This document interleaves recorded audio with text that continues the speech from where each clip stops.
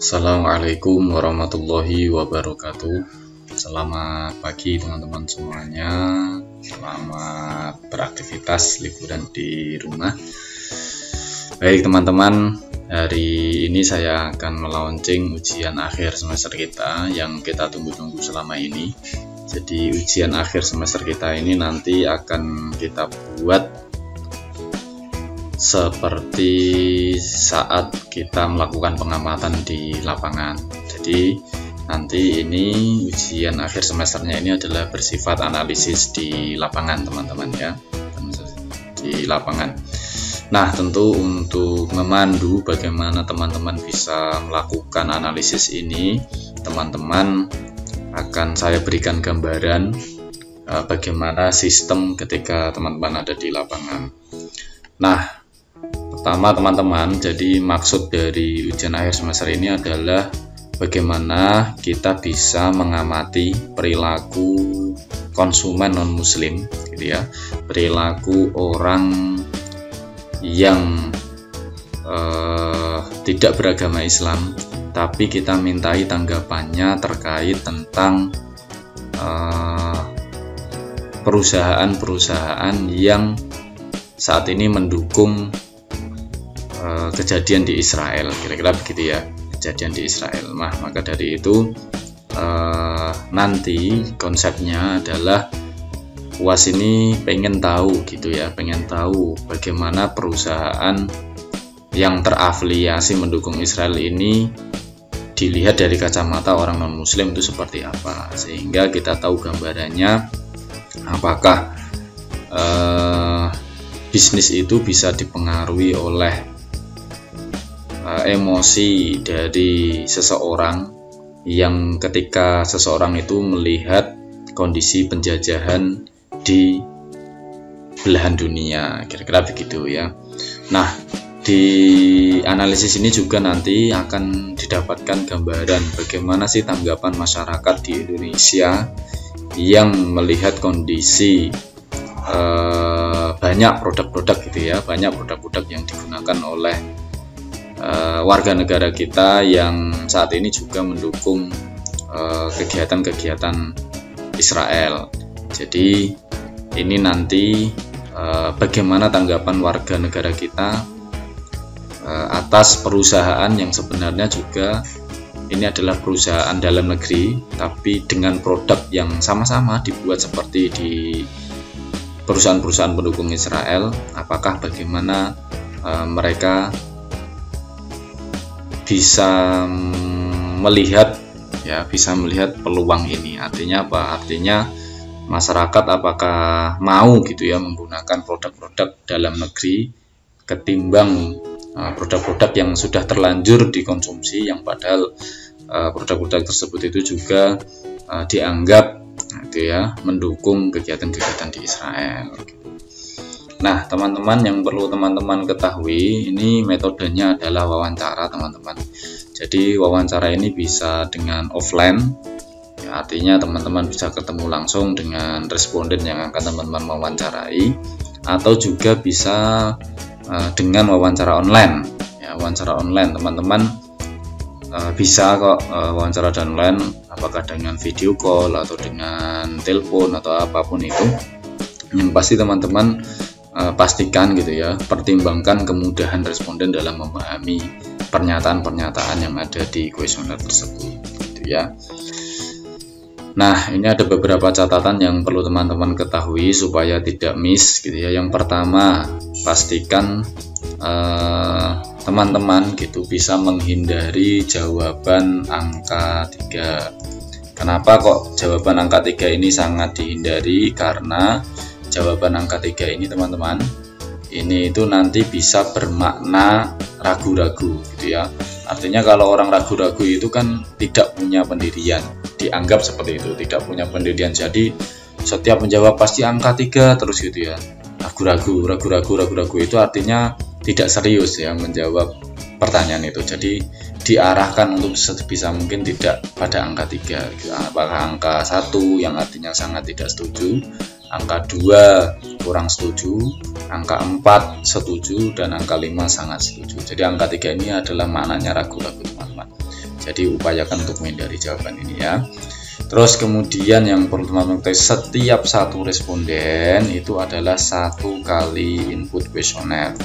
Jadi kuesioner ini nanti bisa teman-teman input beberapa kali. Nah, jadi setiap satu responden yang teman-teman wawancarai ini dimasukkan ke dalam jawabannya, dimasukkan ke dalam satu kuesioner gitu ya. Nanti setelah selesai menjawab pertanyaan, submit gitu ya, sudah submit, baru cari responden kedua untuk diinput lagi ke kuesioner berikutnya gitu ya. Jadi ingat, satu responden ini menjawab 1 kali kuesioner gitu ya. Kuesionernya jawab sampai habis, baru cari lagi satu responden. Jadi tidak 10 responden ditanyai dulu semuanya baru dimasukkan gitu, enggak. Tapi satu responden tanyai, masukkan jawabannya ke kuesioner, selesai submit, baru cari responden berikutnya gitu ya. Terus kemudian yang kedua, ini teman-teman pastikan teman-teman mencermati kuesioner pada setiap sesi teman-teman. Nanti di kuesioner ini nanti ada 5 sesi teman-teman ya, ada 5 batang tubuh ya. Batang tubuh dalam kuesioner ini saya bagi menjadi 5 itu apa saja ya. Itu ada sesi pertama ya. Sesi pertama ini nanti berisi data diri kalian ya. Data diri kalian isikan di sini ya, nama kalian gitu ya, NIM kalian berapa, kelas kalian kelas apa. Jangan sampai keliru, nanti di rekapan Google Form kita kalau tidak terdeteksi nama, NIM, dan kelas kalian, nanti bisa bisa mengakibatkan kesalahan hitungan di kita gitu ya. Nah, terus kemudian di sesi 1, masih di sesi 1 itu ada data diri responden. Ini bukan data diri kalian ya, ini data diri responden. Data diri responden itu orang yang diwawancarai ya. Nanti ada nama gitu ya, asal provinsi, kemudian usia, pendapatan, agamanya apa, dan seterusnya gitu ya. Terus kemudian di sesi 2 ini ada pernyataan-pernyataan yang sekiranya ini dianggap mendukung Palestina. Artinya pernyataan-pernyataan dalam kuesioner itu nanti dianggap gitu ya, dianggap menolak perusahaan-perusahaan yang terafiliasi pada Israel gitu ya. Artinya apa? Mendukung Palestina gitu ya, kira-kira begitu. Terus kemudian yang sesi 3 dan sesi 4 ya. Sesi 3 ini berisi pernyataan-pernyataan yang mendukung produk dalam negeri. Kenapa ini saya masukkan dalam kuesioner ini? Karena ini penting teman-teman. Jadi menangkap peluang apakah perusahaan dalam negeri ini bisa turut tumbuh seiring ramainya isu boikot terhadap perusahaan-perusahaan yang pro atau mendukung Israel. Ya, artinya kan ini punya kesempatan, sebenarnya perusahaan di Indonesia itu punya kesempatan untuk bisa tumbuh juga gitu. Terus kemudian di sesi keempat ini berisi pernyataan-pernyataan yang mendukung perusahaan etis dan bertanggung jawab.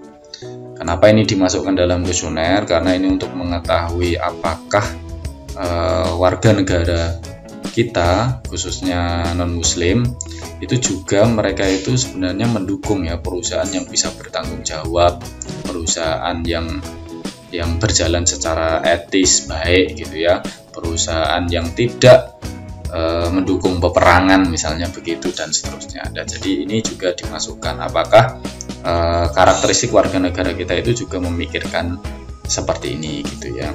Terus kemudian di sesi 5 teman-teman. Nah, di sesi 5 ini adalah sesi di mana menjelaskan terkait tentang pernyataan mendukung perusahaan yang berada di Israel. Kan ada juga kan orang yang juga tidak mendukung Palestina atau juga tidak mendukung Israel. Di sini ini bisa kemungkinan terjadi, bisa menjawab di beberapa pernyataan di sini. Karena apa? Karena nanti di sini kuesioner misalnya saya tidak perlu boikot karena sudah ada banyak orang yang boikot misalnya begitu. Ya, pernyataan-pernyataan ini kami kumpulkan di sini menjadi sebuah sesi tersendiri, yaitu terkait tentang pernyataan-pernyataan yang mendekati untuk mendukung perusahaan yang berafiliasi Israel. Artinya mereka tidak masalah ada produk Israel misalnya begitu. Nah, teman-teman, untuk teman-teman yang pengen dapat nilai maksimal gitu ya, artinya UASnya mungkin bisa mencapai 100 gitu nilai UASnya. Caranya ini teman-teman ya, caranya adalah pertama, ketersebaran pada 5 agama. Di sini minimal 5 agama ya. Di sini saya masukkan, di sini ada 6 agama: agama Kristen, agama Katolik, agama Hindu, agama Buddha, agama Konghucu, dan satunya lagi namanya penghayat kepercayaan. Mereka itu meyakini roh nenek moyang lah, kira-kira begitu, yang kepercayaan begitulah ya, penghayat kepercayaan itu kalau ada gitu ya. Jadi kalau teman-teman bisa di 10 responden itu adalah terdiri dari ini 5 agama ini yang dicari gitu ya, ini kemungkinan akan bisa mendapatkan nilai 100. Dan 5 provinsi teman-teman ya, jadi 5 daerah, 5 wilayah pilihan gitu ya. Misalnya ada Jawa Tengah ada 2, Jawa Barat ada 2, Jawa Timur ada 2 misalnya gitu ya, Bali ada 2 gitu. Di mana-mana itu berarti nilainya sangat mungkin untuk bisa mendapatkan nilai maksimal. Nah, supaya teman-teman bisa mudah mencapai ini, gampang teman-teman bisa kolaborasi kok dengan mahasiswa baik dari dalam maupun luar kampus. Misalnya teman-teman dulu punya teman SMA yang saat ini kuliah di Bali misalnya, boleh minta bantuan teman sana untuk bantu gitu ya, bantu wawancara ini gitu. Itu boleh banget ya, boleh banget bantu ngisi, bantu apa boleh. Nah, jadi di sini nanti teman-teman bisa mendapatkan gambaran gitu, bisa melakukan pengamatan sebenarnya isu-isu seperti ini gitu, isu-isu boykot ini apakah berdampak gitu ya terhadap warga negara kita, khususnya yang non muslim. Jadi nanti akan mendapatkan gambaran bagaimana kondisi perusahaan ketika seperti itu, dilihat dari perspektif manajemen, dilihat dari perspektif